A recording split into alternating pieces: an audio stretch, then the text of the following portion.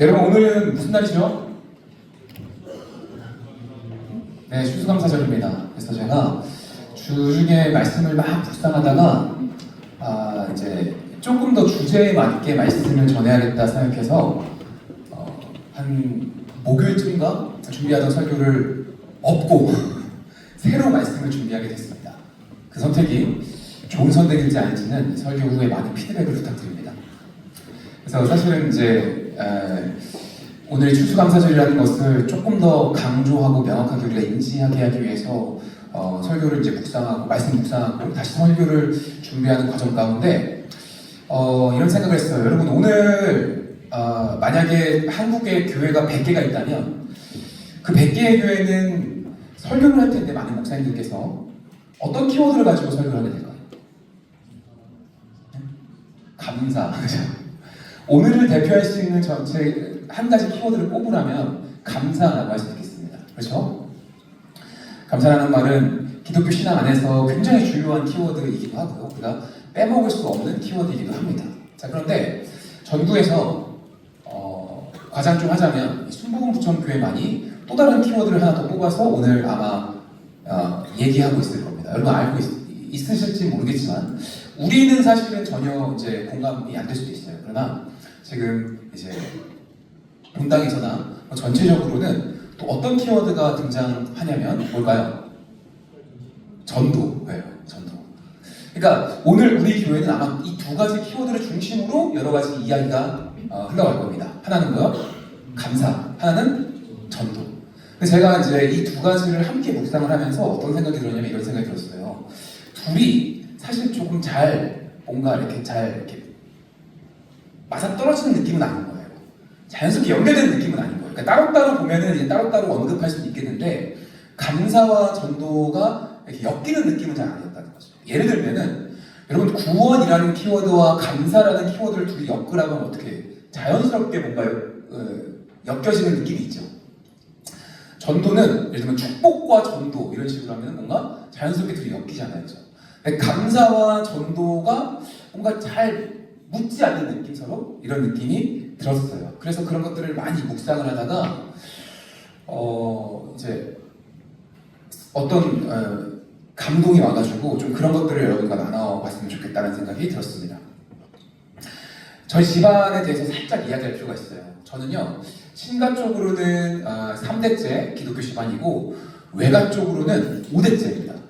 대단하죠. 저희는 진짜 명품 집안이에요. 기독교에서 어쨌든 그런 상황인데 이렇게 표면적으로만 보면은 저 집안 그래도 대대로 기독교 집안이네 라고 이제 얘기할 수도 있겠지만은 조금 디테일하게 들어가면 부실한 부분이 하나 있어요.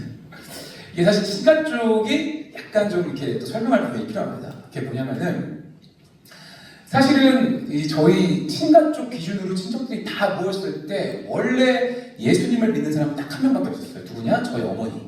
저희 어머니는 처녀 시절부터 예수님을 믿었었고 그렇게 저희 무신론자였던 우리 아버지에게 시집 와서 이 집안에 온 거죠. 그래서 명절에 이제 모이거나 혹은 옛날에는 이제 친척들끼리 또 시어머니, 며느리끼리 굉장히 좀 가깝게 지내는 분위기였잖아요. 지금보단 장소적으로 그렇고 뭐 교류도 그렇고 그냥 가깝게 지내는데 그러다 보니까 핍박도 많이 받으셨다고 해요. 혼자 교회 다니고 막 이러는 거에 대해서. 또 저희 집은 제사를 드리는 집은 아니었지만 어쨌든 만에 이제 그런 게 있었습니다. 그러던 어느 날에 디테일하게 말씀드리면 많이 기니까 짧게 말씀드리면 저희 할머니가 갑자기 눈이 안 보이시게 된 거예요. 한 40대 후반, 50대 초반이었나요? 눈이 안 보이시게 되셔가지고 순식간에 그냥 시각장애인이 되셨어요. 그때 할아버지도 안 계실 때였는데. 그러니까 얼마나 사람이 힘듭니까? 갑갑합니까? 절망적입니까? 그렇게 혼자 집에서 혼자 지내고 계실 때에 그 친한 옆집 그 아주머니께서 권사님이셨는데 교회라도 가자 심심하니까 그래서 그냥 눈 안 보이시는 사람 팔목 붙들고 데리고 다니기 시작했대요.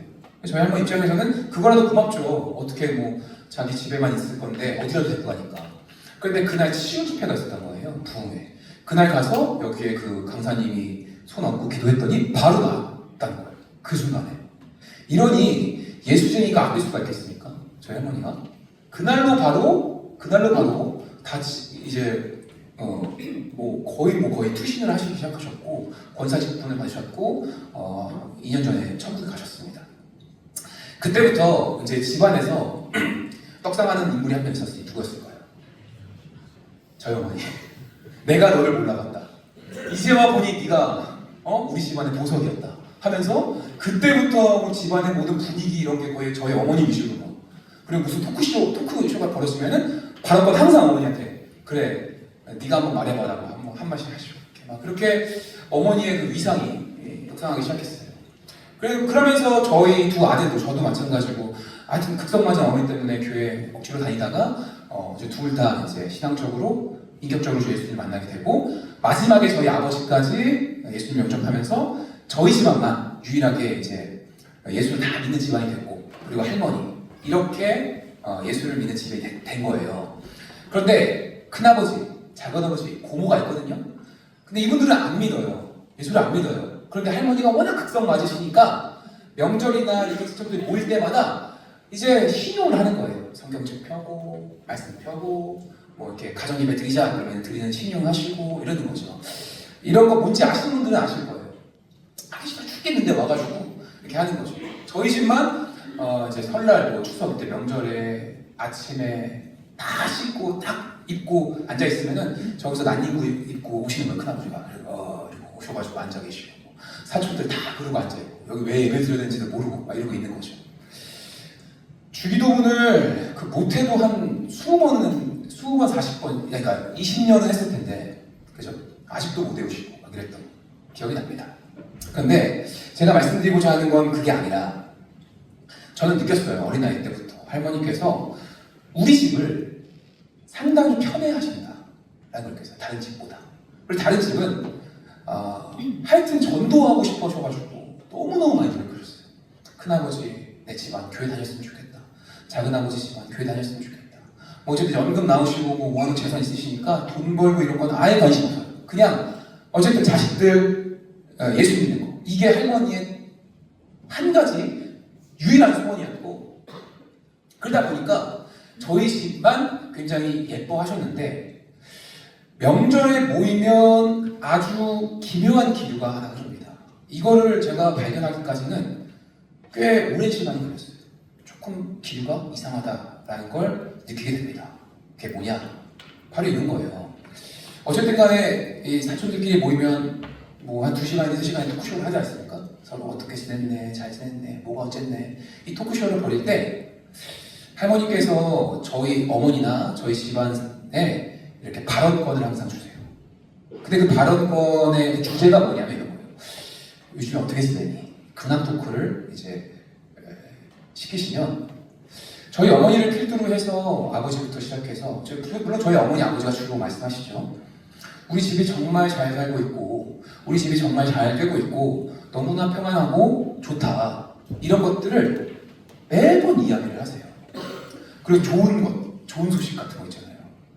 그래서 이런 겁니다. 저희 이번에 승진했다. 뭐 아들이 이번에 어느 대학을 갔다. 뭐 이번에 뭐 연봉이 올랐다. 뭐가 어쨌다 하는 얘기를 항상 하더라는 겁니다. 그러면 꼭 할머니의 코멘트가 있어요. 봐라, 이 집이 예수 믿는 집이니까 잘 되는 거다.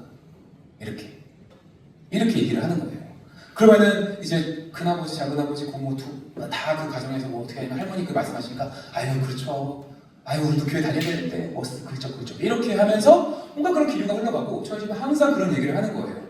그런데 제가 그걸 깨달았을 때가 언제였냐면 저희 집이 어려웠거든요. 분명히 어렵고 크게 나아진 게 없고 심지어 많이 좀 힘든 상황이 있었어요. 그럴 때 뭐였음에도 불구하고 되게 좋은 것만 이렇게 얘기하는 거예요. 이번에 뭐가 잘 됐고 뭐 부동산이 어쩌고 뭐 집이 어쩌고 이런 걸 얘기하는 거예요. 사실 실상은 안 그랬는데 이게 첫 번째 이상한 거였고요. 두 번째 이상한 건 뭐였냐면 이런 거였습니다. 저희 집이 그렇게 얘기하기 시작하면 다른 집도 듣기만 하는 게 아니었어요. 그 집안 나름대로 좋은 일들이 있을 거 아닙니까? 우리 아들이 대학 갔고 우리 회사가 잘 되고 있고 내 연봉이 올랐고 이런 것들이 있을 거 아닙니까? 그런 것들을 말하기 시작하는 거예요. 사실 저희 집도 이번에 부동산이 잘 돼가지고 어쩌저쩌 제가 이번에 주식이 잘 돼가지고 어쩌저쩌 그래서 객관적으로 그걸 비교해서 보니까 뭐 예수 믿는 집이라고 뭐 크게 막 도드라지게 잘 되는 건 아니었더라. 다들 고만고만하더라 였어요. 할머니가 그렇게 막 이렇게 조명해줘서 그렇지 사실 객관적으로 그들 일들도 잘 되더라.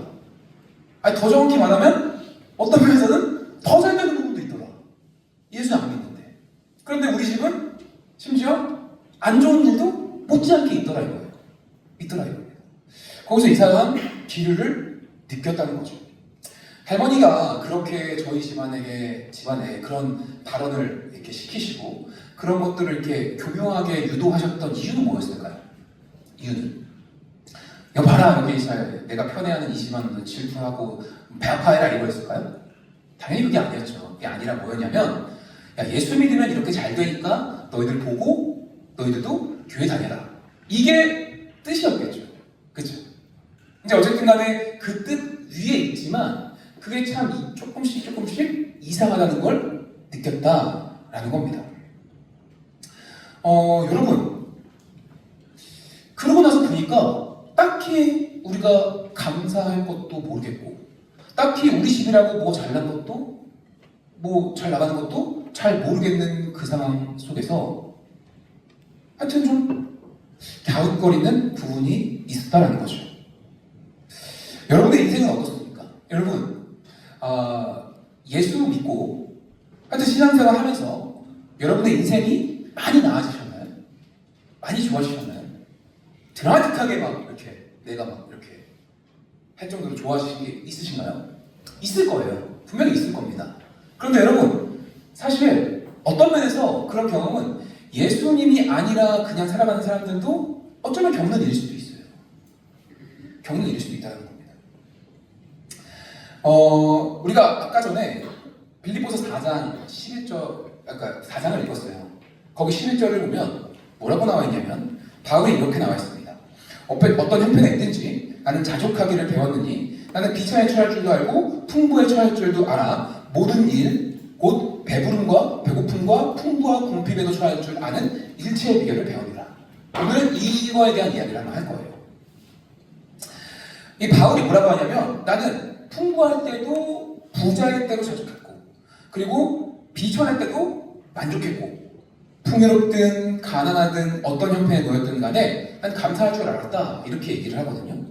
그가 어떻게 그럴 수 있었을까 하는 겁니다. 그리고 나서 그 유명한 말씀을 해요.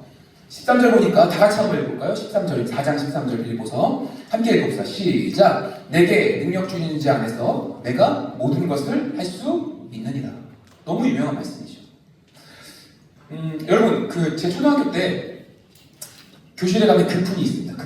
급훈이 뭐였냐면 하면 된다. 하면 된다. 이 말 아세요? 이 말을 정확히 아시는 분들은 연배를 의심해봐야 돼요. 아주 옛날 말이에요.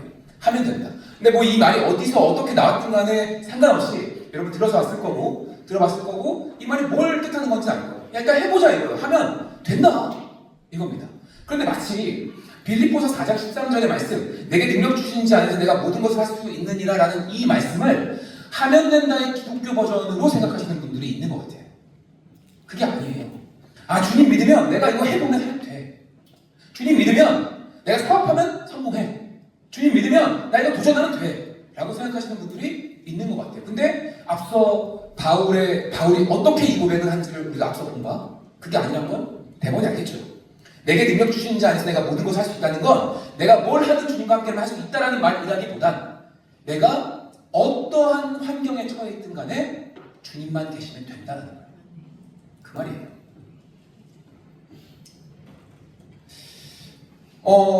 그래서 우리가 예수 그리스도와 함께라면 어떤 형편에 있든지 부유하고 자족하고 부유에 자족하고 비천에 자족하고 어떤 형편에 있든지 난 감사할 수 있다는 그 말입니다.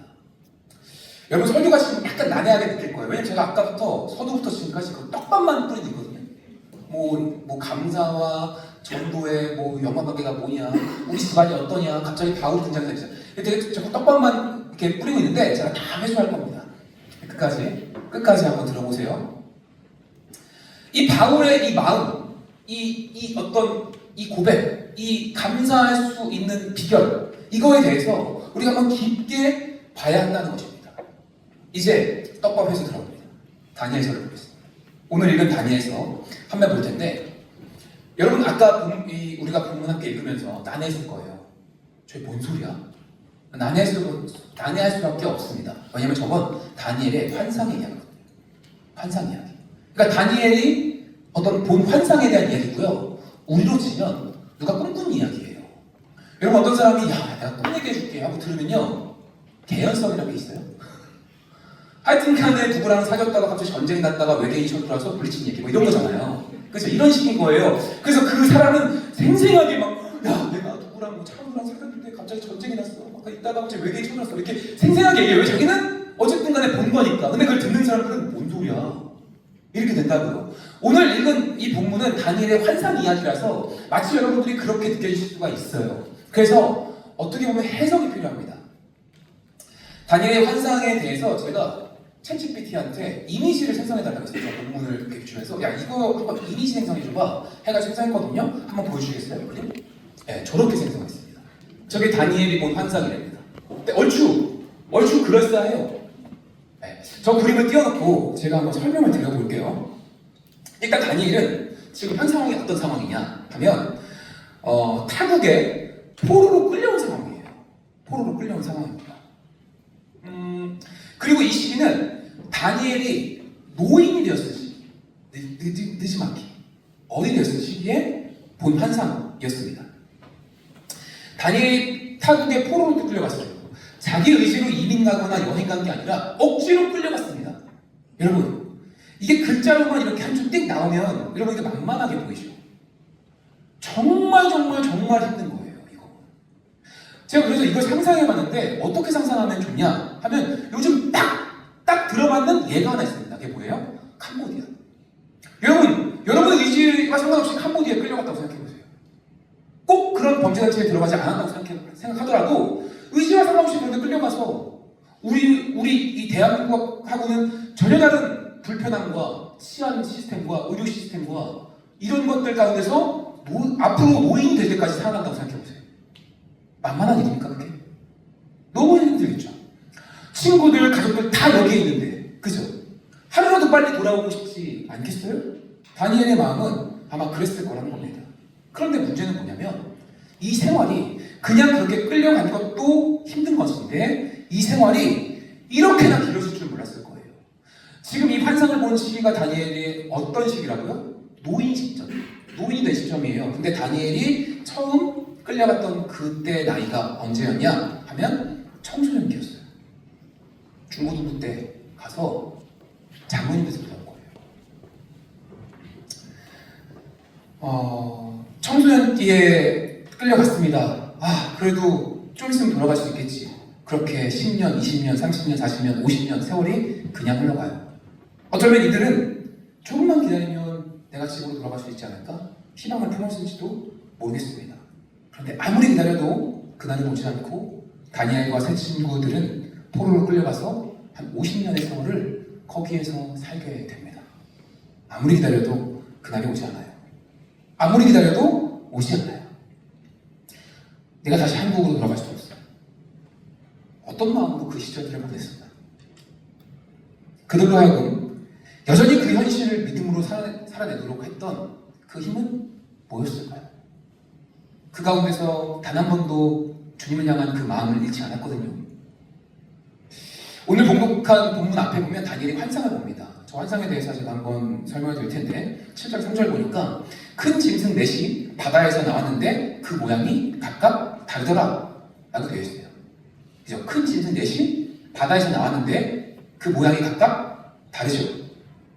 히브리적 사고, 고대 히브리적 사고 방식에서는요, 저 바다라는 건 뭘 의미하냐면 하나님을 대적하는, 하나님과 반대되는 공간이고 저 공간에서 짐승이 나오고 괴물이 나오는 거예요. 이게 딱 들어맞는 예는 아닌데 우리로 치면은 뭔가 교회와 반대되는 공간적인 어떤 것을 표현하기 위해서 세상은 이렇게 얘기하잖아요. 세상. 근데 세상이라는 말이 자체가 부정적인 말은 아니지만 또 우리도 그렇게 부정적으로 말하지 않지만 뭔가 반대되는 개념으로 세상에선 다 이래 뭐 이런 식으로 얘기하는 것처럼 바다라는 개념이 그때는 이제 그런 사고였다는 거예요. 근데 네 마리가 올라오는데 첫째, 둘째, 셋째, 넷째의 모습이 다 달라요. 다 다른데 여기서 우리가 주목해봐야 될 것은 저 넷째 짐승입니다. 네 번째 짐승. 여러분에서 오른쪽 끝에 있는 저예요. 저 네 번째 짐승을 가만히 보니까 거기 10개의 뿔이 있는데 그 중에 작은 뿔 하나가 올라와요. 그 뿔이 올라오니까 원래 있던 뿔 3개가 부서져요. 뿔이 쭉 뽑힙니다. 그렇게 성경에 나와 있어요. 다니엘 환상에. 그런데 그 작은 뿔 하나가 가장 강력한 힘을 보이는데 거기에는 사람의 눈 같은 것도 달려있더라. 막 이렇게 돼 있어요. 눈이 보이나요, 저기? 제가 잘 못 봤는데. 이게 이제 우리 어떤 모습인지 저도 잘 상상이 안 가니까 GPT한테 물어보는데 제가 그나마 얘기해 준 게 저거긴 한데 좀 이상하죠? 개꿈인가 싶죠? 그런데 과연 이 환상은 뭘 의미하는 걸까요? 이 환상은 사실 다니엘의 환상인데 그냥 개꿈이 아니라 앞으로 이들에게 일어날 일에 대한 예언 같은 거예요. 예언. 앞으로 무슨 일이 일어날지에 대한 것을 보여주고 있는 겁니다. 그래서 저 4개 만의 동물이 상징하는 게 뭐냐면 앞으로 이스라엘을 지배할 새로운 제국들을 얘기하는 거예요. 흔히 말하기를 바벨론이 물러가고 메데, 페르시아, 헬라, 로마를 상징하는 동물들이나 이렇게 해석합니다. 그래서 어느 짐승이 정확하게 어떤 나라인지 말하는 것이 어렵고 학자들마다 다 달라요. 해석이.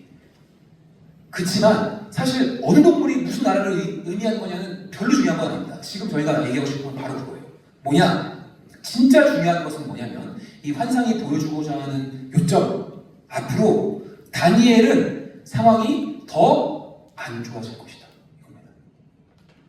지금 다니엘이 포로로 끌려와서 언제 시부로 돌아가지? 이러고 있을 때 우리를 다스리던 이 바벨론 제국이 물러나면 그러면 내가 고향으로 돌아갈 수 있겠지라고 생각했는데 환상을 보니까 웬걸? 바벨론이 물러가니까 무슨 헬라니, 로마니, 페르시아니 앞으로 쭉 남았다는 거예요. 앞으로. 그러니까 이 상황이 어때요? 점점 더 악화되다. 이게 이 환상의 본질이에요. 바벨론이 끝인 줄 알았는데 그게 아니에요. 일제 시야에 있었던 우리나라, 일본만 물러가면 대박일 줄 알았는데 그게 아니라는 거예요.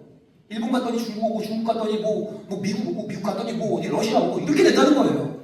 얼마나 답답합니까? 계속해서 이스라엘의 지배할 제국들이 나타날 거고 그때마다 하나님 백성들이 계속 고통받을 것이다 라는 거예요. 이스라엘을 지배하는 바벨론이 망하면 이제 해방인 줄 알았는데, 그죠? 실제로 그렇죠. 우리가 일본에 의해서 해방당하면 다 좋아질 거라 생각했는데 그 이후에 6.25가 터지고 분단되고 이 분단의 현실이 70년 이상 이렇게 갈 거라고 누가 예상했겠습니까? 절망스러운 일이 어디 있겠어요, 이만큼. 그러니까 여러분 여기서 우리가 한 가지를 좀 생각하고 가야 돼요. 내가 생각한 감사란, 여러분 내가 기독교 신앙을 가지고 주님을 믿으면서 가졌던 감사라는 마음의 근거가 혹시 이런 거 아닐까요? 그래, 합력하여 서리 줄 거야. 결국 좋아질 거야.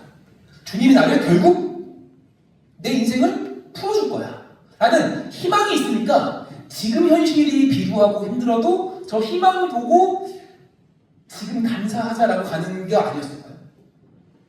물론 그것도 틀린 신앙은 아닙니다. 주님께서 결국 승리하실 건 맞는데 문제는 뭐냐? 오늘 상정하고 있는 상황은 그 희망도 빛도 없다는 거예요.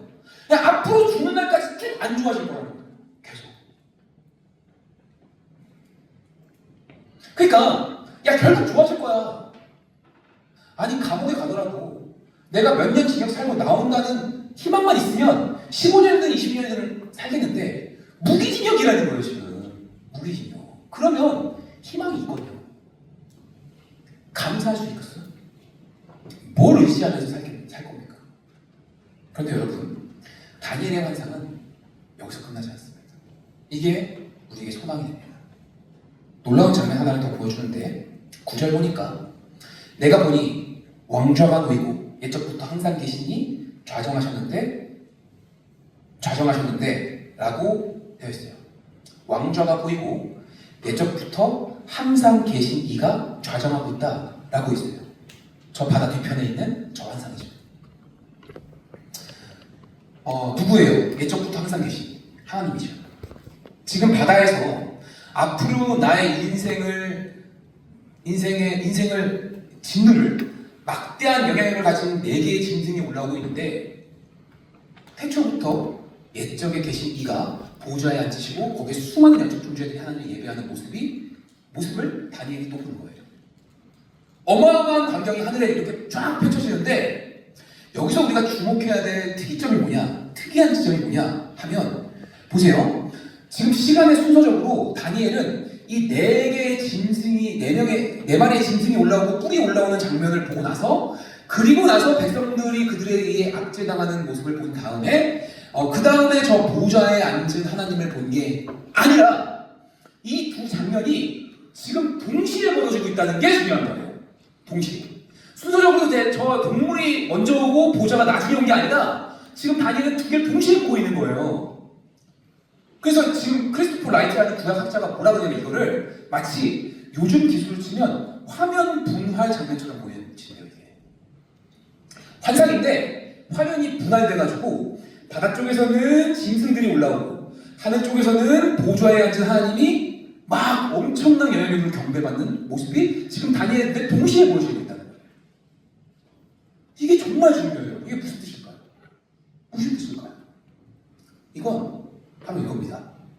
아무리 짐승의 세력이 득세하고 저 강대국이 악한 세력을 하는 백성들을 의인을 박해해도 그것이 우리 눈에 보이는 전부 같아도 사실은 저 위에 다른 일이 지금 진행되고 있다는 것을 얘기합니다. 우리는 이 세상을 보면 어쨌든 간에 이 세상에 벌어지는 그 일이 전부인 줄 알고 생각하고 있어요. 그렇게 생각하고 있는데 사실 지금 세상의 배후에서 우리가 모르는 천상의 일들이 일어나고 있다는 것을 하나님은 다니엘에게 계속 보여주고 있고 다니엘은 그 환상을 본 겁니다. 이게 지금 너무 놀라운 일인데 여러분 놀라지 않으시나요? 여러분 이 또한 지나가리라 라는 말이 많죠. 이 또한 지나가리라. 저도 종종 쓰는 말이고 참 많이 쓰는 말인데 많은 분들이 이 또한 지나가리라 라는 이 말이 성경에서 나온 줄 알아요. 근데 이거 성경에 안 나오고요. 예, 성경에 전혀 없는 말입니다. 솔로몬이 했던 말, 잠언에 나오는 말로 왔는데 그거 아니에요.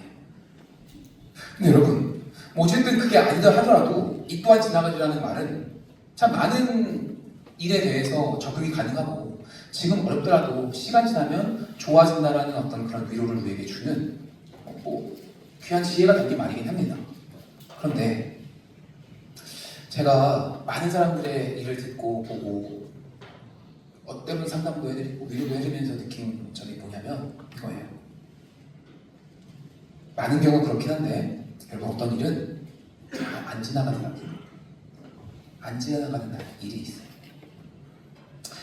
금방 괜찮아져. 시간 지나면 다 나아져. 이 또한 지나갈 거야. 괜찮을 거야. 하고 기다리는데 안 지나가요. 그 일. 1년이고 2년이고 5년이고 10년이고 안 지나가는 일이 있더라고요. 이 또한 지나가면 또 다른 일이 와요. 그리고 심지어 어떤 분들을 보면 점점 나아지는 게 아니라 점점 안 좋아지게 돼요. 그런 분들을 보면 제가 봐도 그냥 제가 한눈에 봐도 여러분 이 목회자가 한 사람과 교제할 때 뭐 단순히 뭐 한 달, 두 달 이렇게 교제하는 게 아니거든요. 많은 사람들과 전 생애를 같이 교제하는 경우가 많아요. 그러면 그 사람의 인생을 제가 트래킹할 때 되게 긴 구간으로 트래킹하는 경우가 많단 말이에요. 한 사람의 인생. 그랬을 때 누가 봐도 점점 안 좋아 보여요. 누가 봐도. 긴 호흡을 봤을 때. 그게 분명한데 제가 목사로서 위로를 드리는데 다 좋아질 거예요. 다 괜찮아요. 이 말이 참 안 떨어지는 상황이 그런 겁니다. 안 좋아지는 게 보여요. 그런 분들에게 필요한 것은 다 괜찮아질 거예요. 이 또한 지나갈 거예요 라는 막연한 낙관이 아니라는 것을 저는 알게 됐습니다. 우리의 인생이라는 게 점점 좋아질 거다. 그러니까 정확히 말하면 내가 기대하는 바와 세속적으로 점점 좋아질 거다라는 그 기대를 갖고 살아가는 게 참 힘든 인생들이라는 것을 제가 점점 느끼고요. 어떤 면에서 지혜는 이런 거일 수도 있겠다는 생각도 해요. 아, 내 인생은, 그리고 우리의 인생은 어차피 소망이 없구나. 그리고 안 좋은 것은 계속 오는구나 라는 것을 상정하고 사는 게 어쩌면 지혜일 수도 있겠다 라는 생각을 하기도 한다는 것입니다. 그래야 크게 꼬꾸라지지 않고 크게 넘어지지 않고 너무 절망하지 않고 바닥까지 가지 않더라고요. 그리고 그러한 인생을 사는 우리에게 이 다니엘의 환상과 같은 이런 시선이 필요합니다. 다른 세상을 볼 수 있는 것, 다른 세계를 볼 수 있는 눈이 필요하고, 그것을 소개하는 게 목사로서 다 지나갈 거고 다 괜찮아질 거예요 라고 하는 말보다 훨씬 더 해줄 수 있는 말이다 라는 확신이 들어요. 내가 지금 경험하는 이 눈앞의 현실이 전부가 아니라 눈을 들어서 또 다른 현실, 그 하늘의 현실을 볼 수 있는 눈이 우리에게 있어야 하는 거죠. 여러분, 짐승의 세력이 판을 치는 이 세상이 전부가 아니라 그 배후에 세상을 통치하고 계시는 그 하나님의 보좌를 믿음의 눈으로 바라보게 하는 것입니다. 여러분, 저도 젊은 날에 20대, 30대를 관통하면서 막연하고 두려워요, 인생이. 과연 내가 안정이라는 것을 찾을 수 있을까? 내 인생에. 여러 가지 면에서. 계속 불안한데? 요만한 것도 불안한데? 어떻게 될지 모르는 미래 때문에 나도 지금 정신을 못 차리겠는데? 자꾸만 내 힘과 내 능력으로, 내 지식으로 대비하고 싶은데? 라는 생각을 끊임없이 했어요.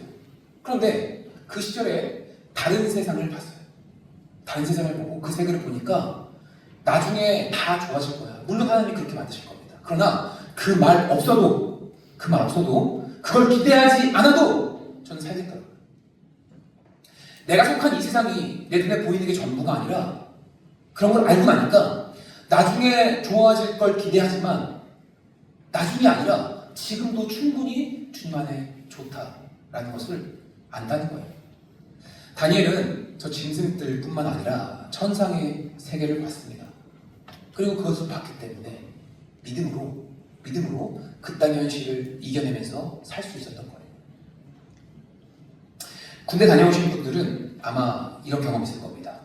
처음에 군대 들어가면 긴장해서 잠도 제대로 못 자요. 그런데 조금 지나면 군대에서 자면서 꿈을 꿉니다. 저도 그때가 기억나는데 꿈을 생생하게 꾸고 일어난 거 아침에. 그때 제가 이런 생각을 했어요. 나도 군대에 많이 적응했나 보다. 야, 꿈도 꾸고. 이 생각을 했다니까요. 그런데 놀라운 건 뭔지 아세요? 한 1년쯤 지나면 군대에서 꾸는 꿈이 군대 꿈이에요. 다른 꿈을 하고 삽질하는 꿈 꾸고 훈련받는 꿈 꾸고 그래요. 수영복 선생이 감옥에서부터의 사색이라는 책에서 보면 교도소에서의 시간이 길어지면 꿈에서도 교도소다라는 얘기가 나와요. 그래서 꿈을 꾸어도 양지 바른 시냇가를 두고 입방심만 늦을까봐 가까스로 교도소에 돌아오는 꿈을 꾼답니다. 그 책에 보면. 그래서 책에서 이런 말을 해요. 무슨 말을 하냐면 이렇게 말합니다. 징역살이 10년이면 꿈마저 감옥에 가놨다. 징역살이 10년이면 꿈마저 징역을 사놨다. 이렇게 얘기해요. 그래서 여러분, 저 다니엘의 꿈이 너무 놀라운 거예요. 왜 놀랍냐면 징역살이 10년이면 꿈도 징역을 샀다는데 다니엘은 유배 생활 50년의 생활에서 어떻게 주님을 볼 수 있을까요? 어떻게 또 다른 세상을 꿈꿀 수 있을까요? 그의 꿈은 세상에 갇히지 않았습니다. 놀랐지 않습니까? 심지어 온 세계 역사를 보고 천상의 꿈을 꾸잖아요. 우리나라를 보세요, 여러분. 헬조선, 자살률 1위, 출산율 최악, 자연소멸이 될 거란 나라, 외모주상주의와 물질 만능주의의 나라, 혐오와 무한 경쟁의 나라, 온갖 두려움과 어려움과 막연함이 가득한 이 세상에 천년으로 10년, 20년, 30년을 살아온 여러분들은 이 대한민국 세계에 갇혀서 다른 꿈을 꿀 수 있어요? 여러분, 꿈을 꿔도 로또에 당첨되는 꿈을 꾸고, 꿈을 꿔도 연예인 되는 꿈을 꾸고, 건물주가 되는 꿈을 꿀 텐데 우리는 과연 다른 꿈을 꿀 수 있을까요? 우리의 꿈도 징역을 사는 겁니다. 다니엘은 50년 유배 생활을 하면서 다른 세상을 보고 살아요. 성도는 바로 이런 꿈을 꾸는 사람들입니다. 아무리 땅의 현실이 가혹하고 지금 내가 경험하는 이 현실이 너무 매정해도, 이 땅의 현실이 나를 끊임없이 배신해도 성도는 이 땅의 현실에 갇히지 않고 하나님 나라의 꿈을 꾸는 좌절스럽고 어려워도 자꾸 하늘을 보는 거예요. 오늘 다니엘 환상에 등장한 이 두 개의 장면이 11절에 이르러서 드디어 하나가 멈춰집니다. 그때 내가 작은 뿔이 말하는 큰 목소리로 말미암아 주목하여 보는 그 사이에 그 강력한 작은 뿔이 큰 소리로 말하고 있는 그 사이에 여러분 결국 저 짐승이 죽임을 당합니다. 강력한 짐승이 한순간에 죽임을 당하고 불타버립니다. 그리고 남은 짐승들은 아직 살아있지만 권세를 뺏기고 하나님이 정한 기한에서만 생명이 보존되는 환상을 봐요. 13절을 마지막으로 한 번만 읽어보겠습니다. 13절 혹시 앞에 띄워줄 수 있어요? 함께 읽겠습니다. 시작. 내가 또 환상 중에 보니 인자 같은 이가 하늘 구름을 타고 와서 사람처럼 보이는 어떤 이가 구름을 타고 와서 옛적부터 항상 계시니 즉 하나님에게 나아가 그 앞에 인도되매.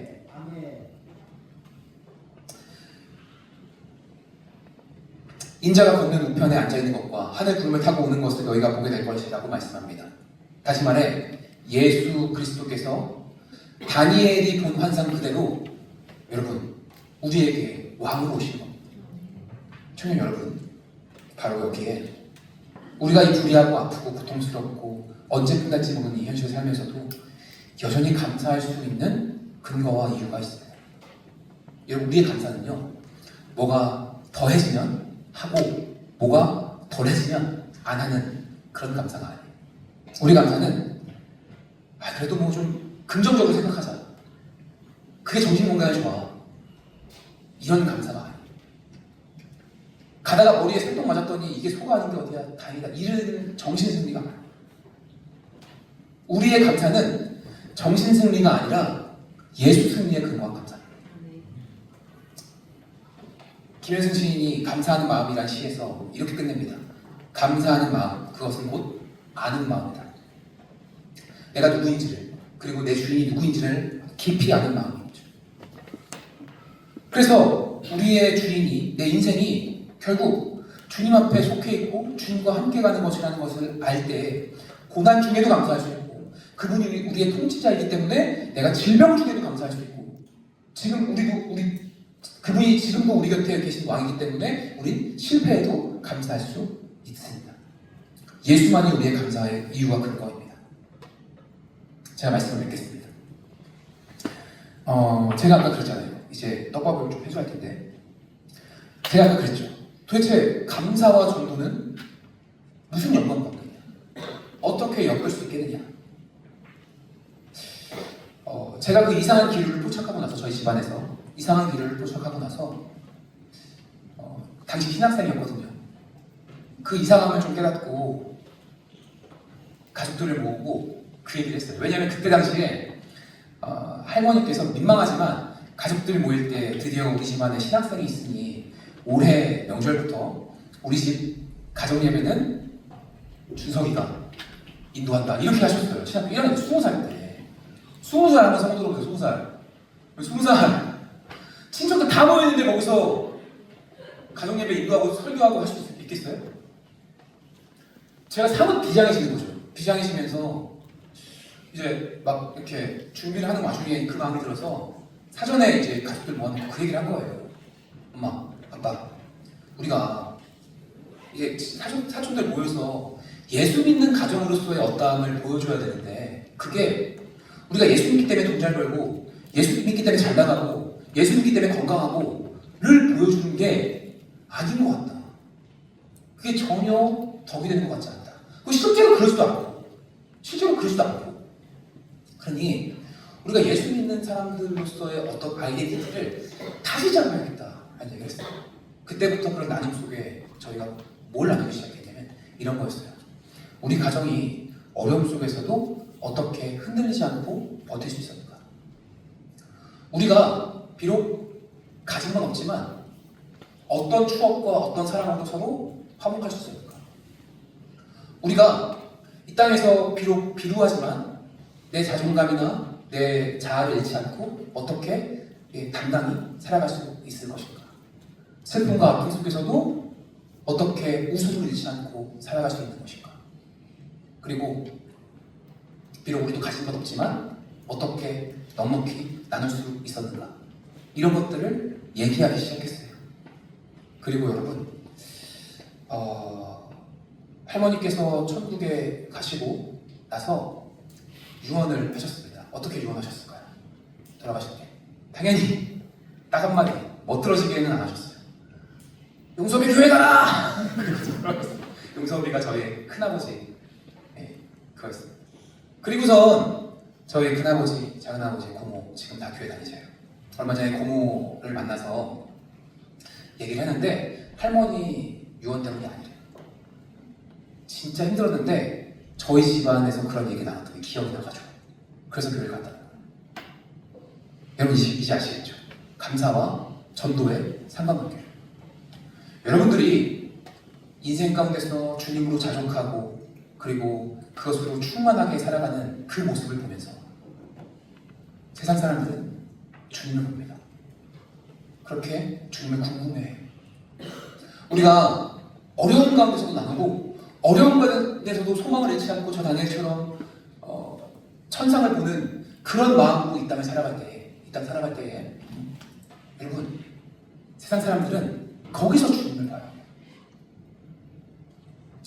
멍청했던 거죠. 왜 그들의 그라운드에서 예수님을 끌고 가서 놀았을까? 그 그라운드에서 노니까 게임이 안 되죠. 우리가 아무리 예수님을 끌고 가도 우리는 우리 그라운드에서 놀아야 돼요. 우리 그라운드에서. 제가 저번에 여러 번 말했잖아요. 사회실험 했는데 사람들한테 조사를 했어요. 로또 1등에 당첨되면 행복해질래. 90%가 뭐 골랐다고요? 1등 당첨되겠다고 그랬어요. 1등 당첨되면 행복해진다고. 거기서 우리는 난 행복해질래. 이거 포기하더라도 여기 골라야 된다. 우리 그라운드에서 놀잖아요. 우리 그라운드에서. 그때 저기는 뭐야? 쟤는 왜 저기서 놀아? 저기 뭐가 있길래? 이러면서 세상이 우리를 궁금해하고 온다는 거죠. 그렇게 여러분 사도 바울의 이 말씀의 비결을 그러니까 빌립보서 4장에 있는 내게 능력 주신 자 안에서 내가 모든 것을 할 수 있느니라는 이 고백이 바로 우리의 고백이 되었으면 좋겠습니다. 우리 차이팀 나오셔서 좀 저 도와주시겠습니까? 이렇게 기도할게요. 말씀을 뵙겠습니다. 제가 우리 교회 오기 전에 여러분 사역했던 교회가 좀 작은 교회였습니다. 어린이 부석가에서 출석 인원 한 150명 나오면 풀로 온 거예요. 좀 이제 뭐 연휴 길다, 뭐 휴일 길다 하면요 한 100명 정도 나와요. 풀로 나온다, 뭐 송구영신 예배 때, 교회 때 그러면은 한 150명 나와요. 이런 교회였습니다. 작죠? 사역시간 저밖에 없었는데 그 교회에서 했던 매일매일 루틴처럼 하는 사역 하나가 있었는데 그게 뭐냐면 아침 9시에 나가서 11시까지 2시간 동안 노방 정도 하는 거였어요. 그럼 아침 9시에 제가 이제 챙겨놔요. 전도지, 물티슈 챙겨놓고 권사님들 기다리고 있으면 권사님 한 2분, 3분 매일 오시는 분들 계세요. 오시면 모시고 그 역전에 나가가지고 출근하시는 분들한테 이제 예수님 믿으세요 이렇게 합니다. 그거 맨날 주문하는 게 일이었어요. 근데 어느 날 보니까 전도가 잘 안 되는 거예요. 사임 목사님을 모시고 우리가 전도 회의를 했습니다. 어떻게 하면 전도를 더 잘할 수 있을까? 그래서 그 전도 회의에서 전도가 잘 되게 하기 위한 가장 큰 아젠다로 뭐가 나왔냐? 이 물티슈가 문제다. 물티슈를 어떻게 바꿀 것인가? 이 물티슈를 좀 디자인 이쁘게 하자. 아니다, 좀 두껍게 하자. 아니다, 다른 상품으로 교체하자 하는 거예요. 그때 제가 서글픈 마음이 들었다는 거예요. 복음이 물티슈에 팔려간다. 이 물티슈를 어떻게 하지 않으면 이 복음의 가치가 어떻게 드러나지가 않는 거예요. 상품이 어떠냐에 따라서 복음의 가치가 결정되는 거예요. 너무 서글프지 않습니까? 나중에 알고 보니까, 나중에 깊게도 생각해 보니까 우리의 신앙이 그런 식이에요. 복음을 갖고 와서 이거로 인해서 오는 상품이 어떠냐에 따라서 이 복음의 가치가 결정되는 거예요. 복음을 갖고 와서 내 세상에 어떤 취업이라는 상품, 연봉이라는 상품, 내 안정이라는 상품, 내 인간관계라는 상품, 이걸 여기다가 끼워 맞추고 이 상품이 빛나면 복음도 빛나는 거예요. 근데 이게 비루하면 이 가치가 떨어지는 거죠. 버려요. 마치 물티슈만 갖고 전도지를 버리는 그런 사람들이죠. 사도 바울은 그런 신앙의 일침을 가고 있습니다. 이 상품에 상관없이 이 복음이 가치 있는 거다라는 거예요. 그 마음 가지고 갈 때 여러분 어차피 주님께서 약속하셨거든요. 우리 먹이고 살리신다고 안 망해요. 우리는 어느 때나 자족하며 감사를 배우는 오늘 하루가 되기를 축복합니다. 이렇게 기도합시다. 우리 들은 말씀 생각하시면서 기도한 후 또 가져나온 기도 제목과 가정과 민족과 나라와 교회를 위하여서 이 시간 주의 이름 제목 크게 부르시고 통성으로 함께 기도하겠습니다. 주여! 주여! 주여!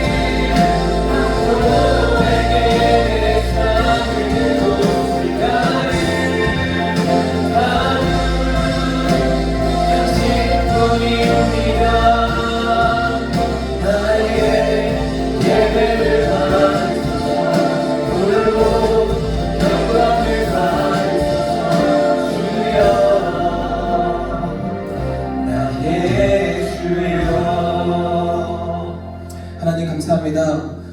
나의 모든 유일한 고백의 대상 주님입니다. 그 주님만 바라보며 살아가는 인생. 그래서 빈곤에 처하나 풍부에 처하나 상관없이 주님을 감사하고 자족하는 인생 다 되게 하여 주시옵소서. 그래서 아버지 하나님, 이 땅에 살아가는 동안 주님께서 나의 인생 책임져주실 줄 믿고 자족하며 주님만 바라보며 그 이면에 주님의 보좌를 바라보는 우리 모두의 인생들 다 되게 하여 주시옵고, 그 믿음으로 이 땅 가운데서 당당히 살아갈 수 있게 하여 주시옵소서. 비록 우리 인생에 어려움이 올지라도 주님을 위해서 아버지 하나님 버티며 극복하는 우리들 되게 하여 주시옵고, 끝내 주님께서 찬양하게 하신 그날을 기대하며 나아갈 수 있는 우리 한 사람 한 사람 되게 하여 주시옵소서. 다시 한번 믿음을 드립니다. 이 주수감사절 아버지 하나님, 나의 인생을 이끌어주시고 앞으로도 이끌어주신 주님을 찬양합니다. 감사드리며 예수님의 이름으로 함께 기도했습니다. 아멘. 우리의 기도를 받으신 주님 앞에 박수 영광을 올려드리십시오.